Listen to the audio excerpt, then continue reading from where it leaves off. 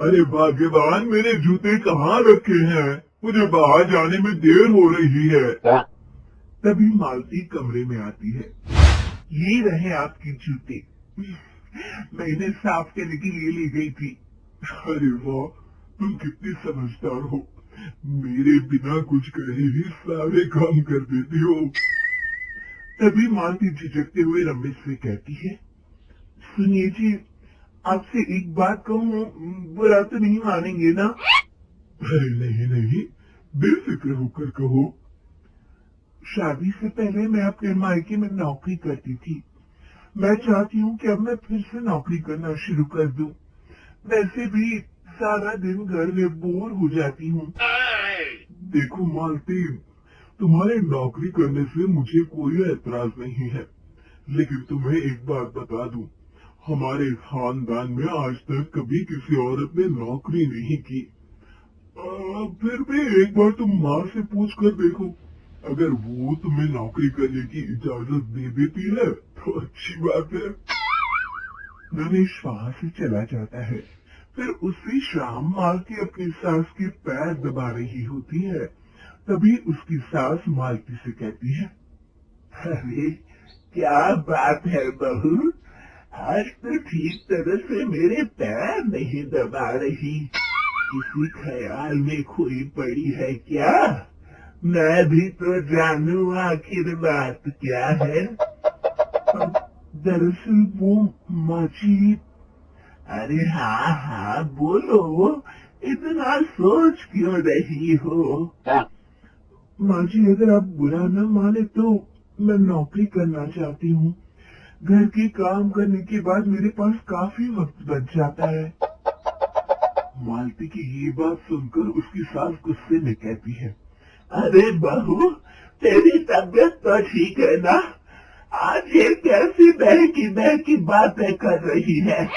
भला हमारे खानदान में आज तक कभी किसी औरत ने नौकरी की है जो तू नौकरी करने की बात कर रही है?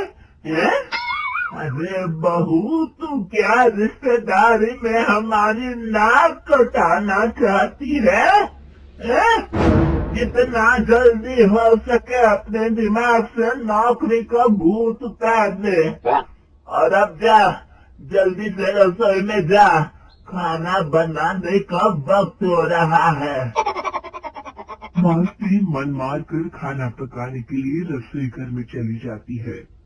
अगले दिन, नमस्ते माँ जी, कैसी हैं आप? अरे आओ आओ दिवाकर बेटा, बैठो, मैं तुम्हारे लिए चाय मंगाती हूँ। बहू, जरा एक कप चाय तो लेती आना।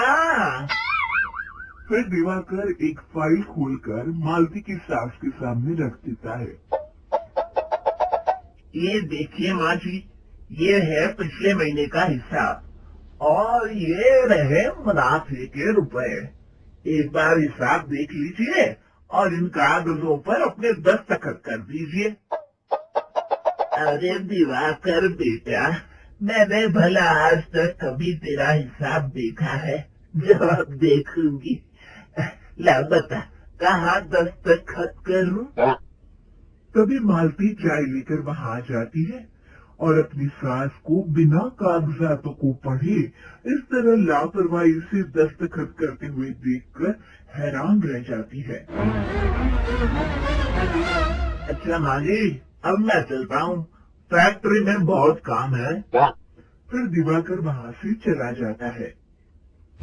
कुछ दिनों बाद मालती बाजार में कुछ सामान खरीद रही होती है।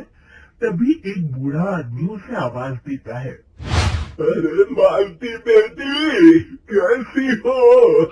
मुझे पहचाना? मैं तुम्हारी कंपनी में मुनीम का काम करता हूँ। हाँ चाचा जी, मैं आपको बिल्कुल पहचानती हूँ। कहिए, कैसे हैं आप? मैं तो ठीक हूँ। कंपनी में कुछ भी ठीक नहीं चल रहा, यहाँ तक कि हमें ठीक वक्त पर तनख्वाह भी नहीं मिलती। ये आप क्या कह रहे हैं? अब क्या बताऊं, आप लोग तो कभी हिसाब किताब देखने दफ्तर आते नहीं। मेरी मानो तो एक बार आप लोग दफ्तर आकर सारा हिसाब किताब देख लो, आपको असलियत पता चल जाएगी। अच्छा बेटी, अब मैं चलता हूँ, देर हो रही है। फिर वो बूढ़ा वहाँ से चला जाता है। वहीं दूसरी तरफ मालती घर पहुंचकर अपनी सास को सारी बात बताती है। तभी वहाँ रमेश भी आ जाता है, लेकिन मालती की सास मालती की किसी भी बात पर विश्वास नहीं करती। तभी रमेश कहता है, अरे माँ, बिना आग के कभी धुआं नहीं उठता। जब मालती इतना कह रही है तो हमें एक बार दफ्तर चलकर देख लेना चाहिए। वैसे भी हम लोग काफी दिन से अपने दफ्तर नहीं गए हैं। इस तरह किसी एक आदमी के भरोसे काम छोड़ना मुझे भी ठीक नहीं लगता। अगले दिन वे सभी अपने दफ्तर पहुंचते हैं और सीधे दिवाकर के कैबिन में जाते हैं। अचानक सबको एक साथ देखकर दिवाकर चौंक जाता है। अरे माँ जी, आप सब लोग अचानक यहाँ कैसे आ गए? अगर कुछ काम था तो मुझे एक फोन कर दिया होता, मैं आपके घर आ जाता। तभी मालती की सास कहती है, अरे दिवाकर बेटा, आज मैं हिसाब देखने दफ्तर आई हूँ। जरा मुझे पिछले 6 महीनों का हिसाब दिखाना तो बेटा। दिवाकर घबराते हुए हिसाब की फाइल मालती की सास को देता है। मालती की सास फाइल लेकर मालती को देती है और कहती है, ले बहू, देख ले हिसाब। मालती फाइल को बड़े गौर से देखती है और अगले ही पल उसे सारी गड़बड़ी समझ में आ जाती है। वो अपनी सास से कहती है, माँ जी, मुनीम चाचा बिल्कुल सही कह रहे थे। हमारी कंपनी में पिछले 6 महीनों में जितना मुनाफा हुआ है, हमें उसका आधा पैसा भी नहीं मिला। यूँ समझ लीजिए कि 1 रुपये में सिर्फ चवन्नी ही हमारे हाथों में आई है।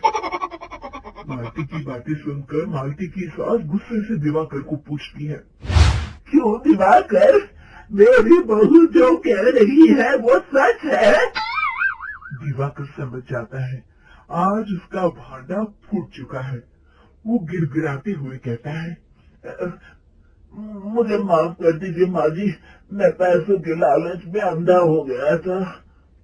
अरे वाह दिवाकर, तू तो एक नंबर का चोर निकला।